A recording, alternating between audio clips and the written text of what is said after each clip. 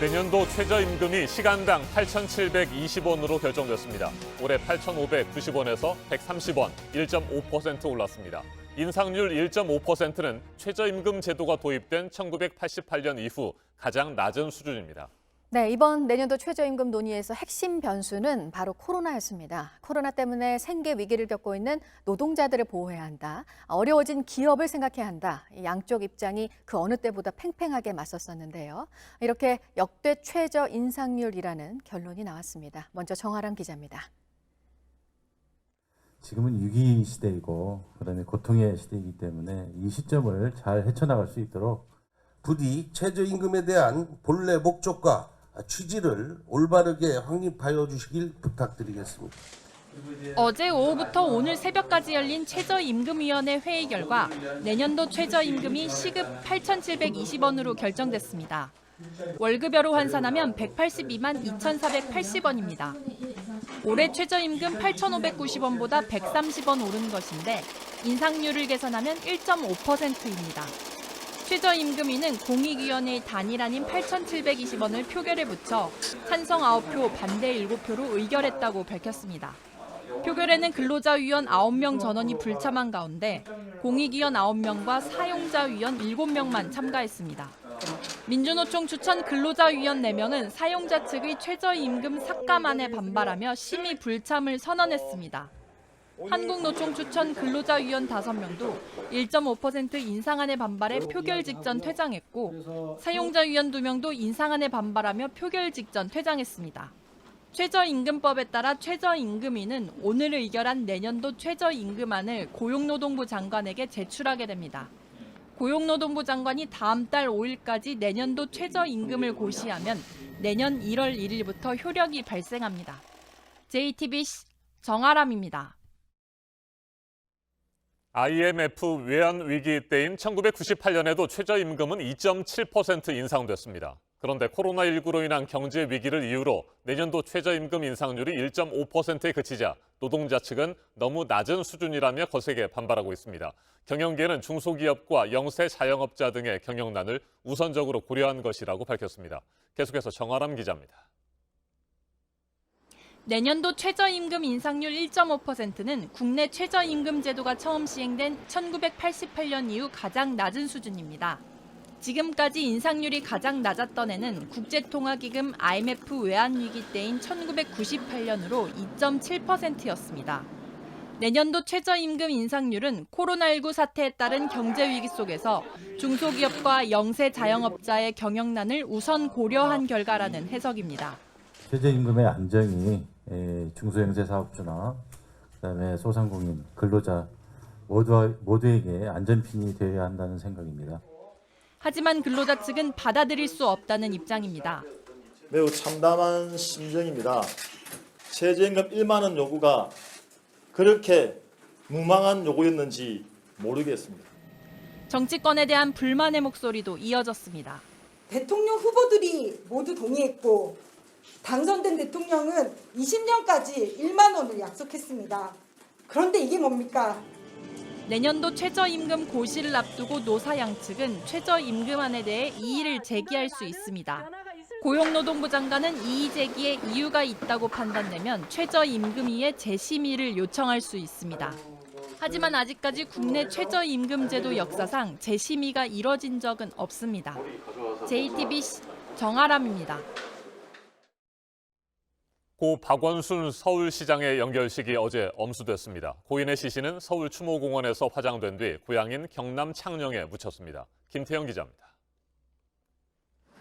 서울대병원 장례식장을 출발한 운구차가 서울시청 앞에 도착합니다. 유족과 관계자들이 박원순 시장의 영정사진을 들고 내립니다. 서울 광장을 지나 연결식장으로 함께 이동합니다. 박 시장의 연결식은 1시간가량 온라인 중계 방식으로 열렸습니다. 코로나19 사태를 감안해 유족과 서울시 직원, 더불어민주당 지도부 등 100여 명의 인원만 참석한 것입니다. 연결식 참석자들은 고인의 삶을 압축한 영상을 함께 봤습니다. 이런 장면들은 온라인 중계를 통해 공유됐습니다. 일동 묵념.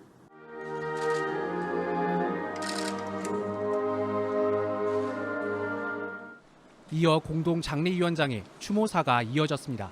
그리운 원순 씨, 박원순 시장, 우리의 애도를 받으며 평안히 떠나십시오.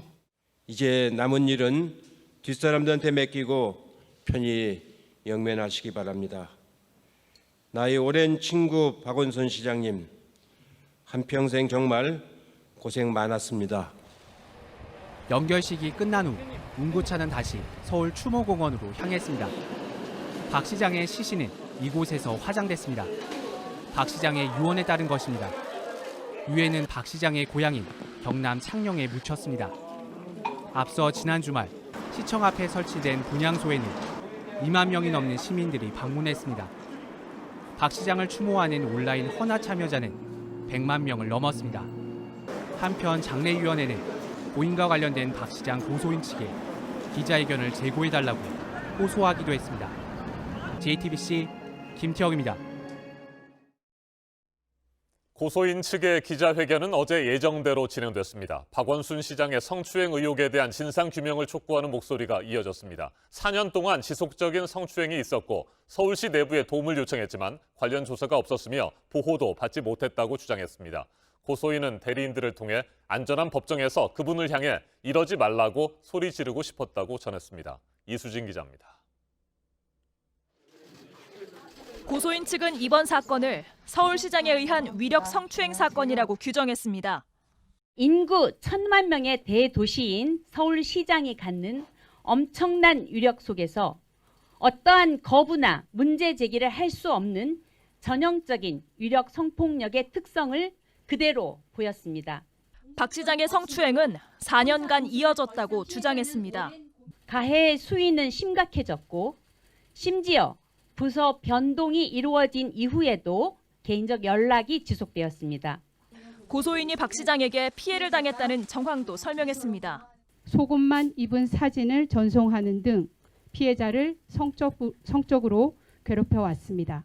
고소인 측은 관련 증거를 경찰에 제출했다고 밝혔습니다. 피해자가 사용했던 핸드폰에 대해서 경찰에 임의 제출을 하기 전에 저희가 사적으로 포렌식을 했습니다. 그 포렌식을 통해서 일부 나온 자료는 수사기관에 제출이 되어 있습니다. 고소인은 기자회견에 참석하는 대신 직접 쓴 글로 입장을 전해왔습니다. 법의 보호를 받고 싶었습니다. 안전한 법정에서 그분을 향해 이러지 말라고 소리 지르고 싶었습니다. 고소인이 원한 건 박 시장의 죽음이 아니라 사과였다고 했습니다. 법치국가 대한민국에서 법의 심판을 받고 인간적인 사과를 받고 싶었습니다. 기자회견을 연 여성단체들은 사건의 진실을 끝까지 밝혀야 한다고 주장했습니다. 죽음으로 사건이 무마되거나 피해 사실에 대한 말하기가 금지될 수는 없습니다. 피해자가 존재하는 사건입니다. 관계기관들도 나서달라고 촉구했습니다. 서울시는 사건의 진실이 밝혀질 수 있도록 제대로 된 조사단을 구성하여 진상을 밝혀야 합니다. 고소인 측과 여성단체들은 다음 주에도 기자회견을 이어가겠다고 밝혔습니다. JTBC 이수진입니다. 더불어민주당은 대체로 말을 아꼈습니다. 이해찬 대표는 대변인을 통해 짧은 사과의 입장을 전했습니다. 성추행 고소건에 대해 부정적이던 의원들은 구체적인 입장을 내놓지 않았습니다. 황예린 기자입니다. 문제 제기는 있을 수 있습니다. 하지만 박원순 시장이 가해자다라고 하는 점을 기정사실화하고 있는 것이기 때문에 사자 명예훼손에도 해당할 수 있는 얘기입니다. 서울시 정무부시장 출신 진성준 의원의 주장입니다. 고소인 측의 기자회견이 나온 뒤 진 의원을 포함 박 시장과 가까웠던 의원들은 아직은 장례 절차 중이라고 말을 아꼈습니다. 민주당 차원의 공식 논평도 없었습니다. 대신 수석 대변인이 비공개 회의에서 나온 이해찬 대표의 발언을 전했습니다. 피해를 호소하는 여성의 아픔에도 위로를 표합니다. 이런 상황에 이르게 된 것에 사과드립니다. 당은 앞으로 이런 일이 생기지 않도록 최선을 다하겠습니다. 연결식이 끝난 만큼 성추행 의혹 관련 피소에 대해서도 일단 고소인 측의 사과의 뜻을 밝힌 겁니다. 다만 민주당은 고소인 측이 요구한 진상조사와 관련해선 다음 주 추가 입장 발표를 보고 필요하면 논의하겠다고 일단 선을 그었습니다. 안희정 전 충남지사, 오거돈 전 부산시장에 이어 박 시장 관련 성추행 의혹도 고소인 측이 국제화하고 나서면서 민주당은 곤혹스러운 상황입니다. 이런 가운데 미래통합당은 회견을 지켜본 뒤 민주당이 주장해온 피해자 중심주의를 강조하며 직접 진실을 밝히라고 압박했습니다. 정의당도 서울시의 조사단 구성을 촉구했습니다. JTBC 황예린입니다. 코로나19 환자가 다시 급증하고 있는 미국에서는 트럼프 대통령이 강하게 밀어붙이고 있는 가을 학기 개학 방침에 대한 반발이 커지고 있습니다. 17개 주가 온라인 수업 유학생 비자 취소 방침에 맞서 소송을 제기했고 200개가 넘는 대학은 이를 지지하고 나섰습니다. 지난 주말과 휴일에만 미국 내에서는 감염자가 10만 명 이상 늘었습니다. 워싱턴을 연결합니다. 임종주 특파원, 트럼프 행정부의 개학 추진 방침에 대한 법적 대응이 본격화되고 있군요. 네, 오늘 소송에 참여한 곳은 매사추세츠와 콜로라도, 코네티컷주 등 17개 주와 워싱턴 DC 등입니다. 지난주 먼저 소송을 낸 캘리포니아주를 포함하면 모두 19개 지역에 이릅니다. 또 하버드대와 MIT를 포함해 200곳이 넘는 대학이 직접 소송을 내거나 이를 지지하고 나섰습니다. 이들은 가을 학기에 온라인 수업만 받는 외국인 유학생의 비자를 취소하겠다는 트럼프 행정부의 방침은 학습권을 침해하고 학교와 학생을 감염 위험으로 내모는 것이라고 반발하고 있습니다. 또 사전 설명도 없었기 때문에 행정 절차를 위반한 것이자 정치적 의도에 따른 것이라고 비판하고 있습니다. 코로나 재확산에도 학교 정상화를 밀어붙이고 있는 트럼프 행정부는 그 일환으로 이번 가을 학기에 온라인 수업만 수강할 경우엔 해당 외국인 유학생 비자를 취소하겠다는 방침을 굽히지 않고 있습니다. 자, 그런데 미국 내 코로나19 환자 수는 좀처럼 줄지 않고 있고요. 계속해서 늘어나고 있습니다. 네, 그렇습니다. 지난 주말과 휴일 사이에만 감염자가 10만 명 넘게 늘었고 7개 주는 1일 신규 확진자가 최고치를 기록했습니다. 특히 새 진원지로 지목된 플로리다주는 휴일 하루에만 15,300명이 늘었고 오늘도 12,000명 증가했습니다. 확진자 증가 지역도 남서부에서 중서부로 넓어지면서 모두 39개 주에 달하고 있습니다. 백악관 코로나19 TF 내부에서 미스터 쓴소리로 불리고 있죠. 감염병 전문가 앤서니 파우치 박사가 사실상 퇴출됐다는 얘기가 있던데 맞습니까? 미국 내 감염병 전문가로 꼽히는 파우치 박사는 개학 방침에 우려를 표명하고 일부 확산 지역에 대해선 재봉쇄 주장을 펴는 등 트럼프 행정부 방침과는 다른 쓴소리를 내왔습니다. 이 때문에 트럼프 대통령과의 갈등설이 불거졌고 파우치 박사는 트럼프 대통령과 한 달 동안 얘기를 못 나눴고 브리핑도 2달 넘게 걸렀다는 말도 했습니다. 트럼프 대통령도 파우치 박사가 좋은 사람이지만 실수를 많이 했다고 지적하고 나서면서 사실상 퇴출된 것 아니냐는 말이 흘러나오고 있습니다. 이와 관련한 트럼프 대통령의 답변입니다. Well, I have a very good relationship with Dr. Fauci. I've had for a long time, right from the beginning. I find him to be a very nice person. I don't always agree with him. 이런 가운데 워싱턴 포스트는 트럼프 대통령이 취임 이후 지금까지 거짓말을 하거나 잘못된 주장을 한 게 2만 번을 넘는다고 보도했습니다. 하루 평균 16번입니다. 네, 파우치 박사는 이번 연말이나 내년 초에 백신이 나올 수도 있다 이렇게 말했는데 무엇보다 효과를 높이려면 공동체 참여가 중요하다는 지적도 했군요. 네, 파우치 박사는 온라인으로 진행된 세미나에서 백신이 나오더라도 접종을 위한 공동체의 노력이 필요하다고 밝혔습니다. 미국 사회 일각의 백신 접종에 대한 회의적 시각을 우려한 발언으로 보입니다. 이런 가운데 미 식품의약국 FDA가 미국 화이자와 독일 바이오엔테크가 공동 개발한 실험용 백신 2종을 패스트트랙 대상으로 지정했다고 미국 언론들이 보도했습니다. 당국의 승인을 받으면 이르면 이달 말부터 최대 3만 명에 참여하는 대규모 임상시험이 시작될 예정입니다. 지금까지 워싱턴에서 JTBC 임종주입니다. 네, 국내 코로나 확진자 상황도 좀 보겠습니다. 지금 집단 감염과 함께 또 하나 방역 당국이 긴장하고 있는 게 늘고 있는 해외 유입인데요. 어제 발표로는 하루 동안 40명을 넘어서서 석 달 만에 가장 많이 나왔습니다. 지난주를 보면 일자리를 위해 우리나라로 들어온 아시아 국가 사람들이 많았고요. 그래서 어제부터 방글라데시를 포함한 4개 나라에서 들어온 사람들은 음성 판정을 받았다는 확인서를 내도록 하고 있는데요. 해외 감염이 이렇게 늘고 있는 게 혹시 지역 감염으로도 이어지지 않을까 우려가 있지만 그 가능성은 일단 낮다는 분석입니다. 윤재영 기자입니다. 경기 성남시 분당구에서 학교 선생님으로 일하는 미국인이 확진됐습니다. 증상은 없었지만 이틀 전 입국한 뒤 받은 검사에서 양성이 나왔습니다. 인천에선 필리핀에서 약 반년가량 지내다 들어온 내국인 가족 3명이 확진 판정을 받았습니다. 이처럼 해외 유입 확진자가 늘면서 하루 새 43명이 확인됐습니다. 지역에서 나온 확진자의 2배가 넘습니다. 매달 증가세가 뚜렷합니다. 2달 전 200명이 안 됐지만 지난달엔 300명이 넘었고 이번 달엔 벌써 288명이 나왔습니다. 세계적으로 확산세가 꺾이지 않는 영향이 큽니다. 세계보건기구에 따르면 전 세계에서 어제 하루에만 확진자가 20만 명 넘게 나왔습니다. 지난 1일보다도 3만 명 넘게 늘어난 수입니다.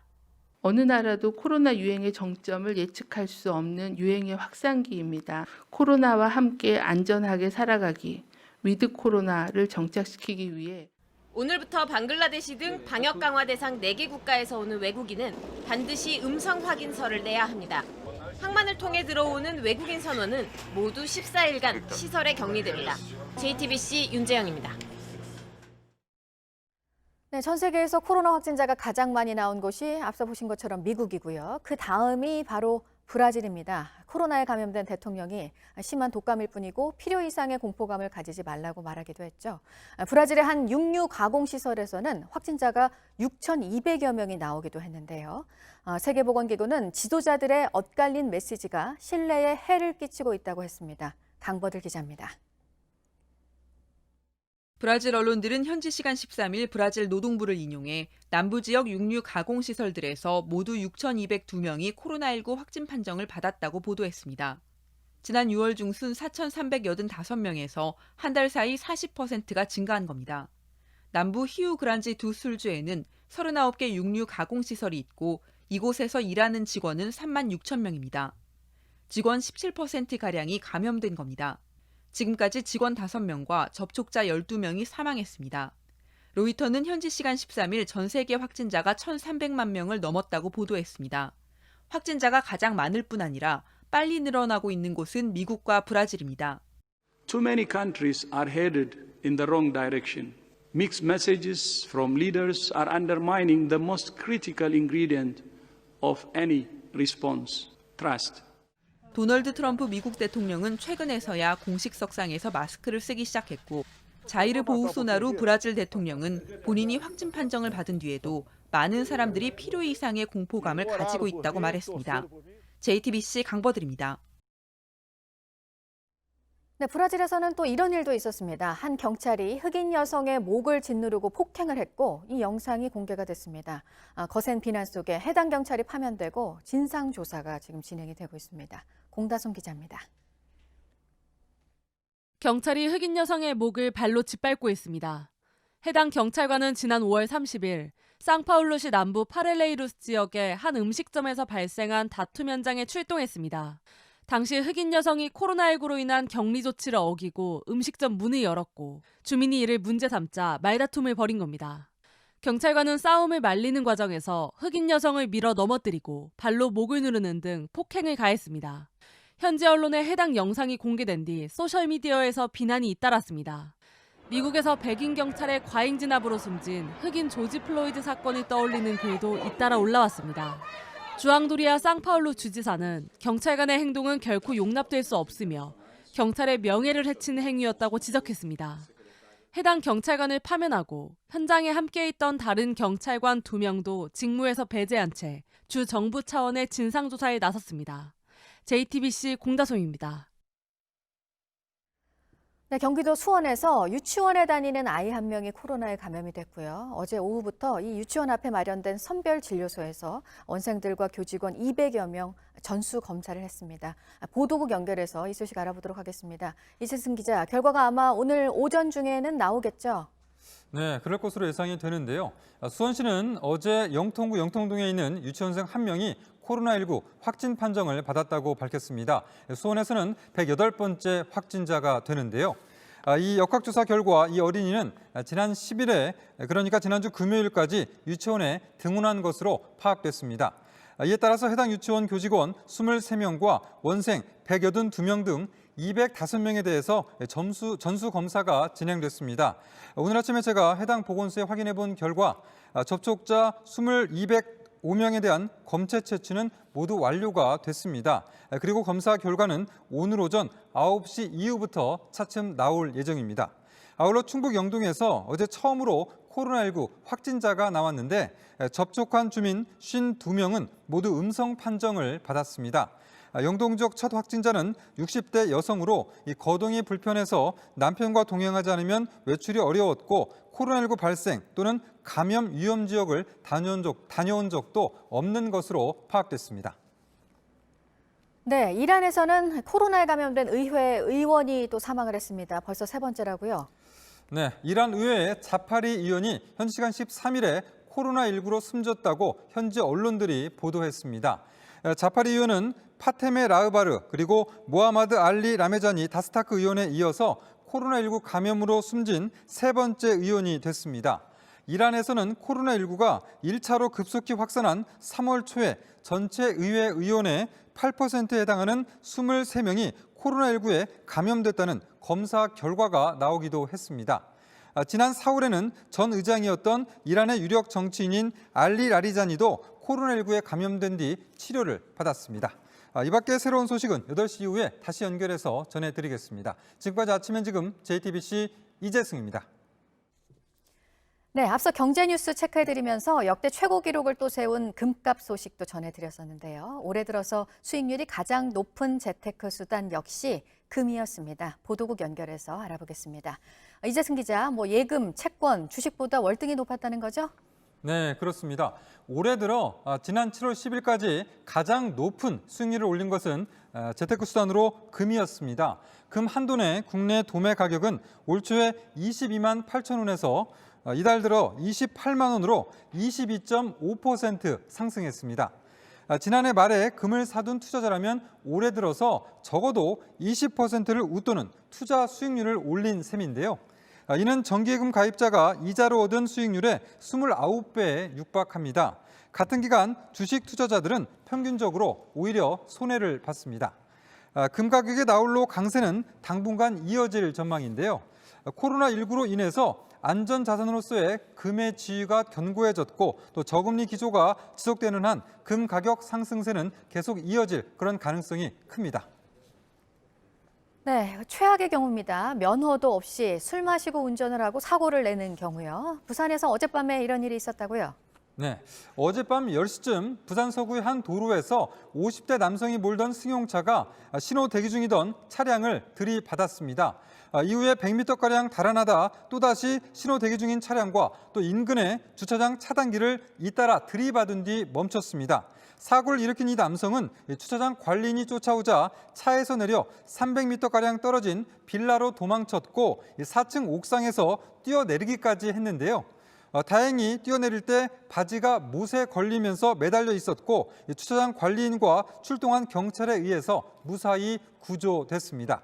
당시 무면허 상태였던 이 남성은 혈중 알코올 농도가 운전면허 취소 수준인 0.08% 이상으로 확인됐습니다. 이에 경찰은 도로교통법 위반 혐의로 현행범으로 체포해서 정확한 사고 경위 등을 조사하고 있습니다. 지금까지 아침 현지금 JTBC 이재승입니다.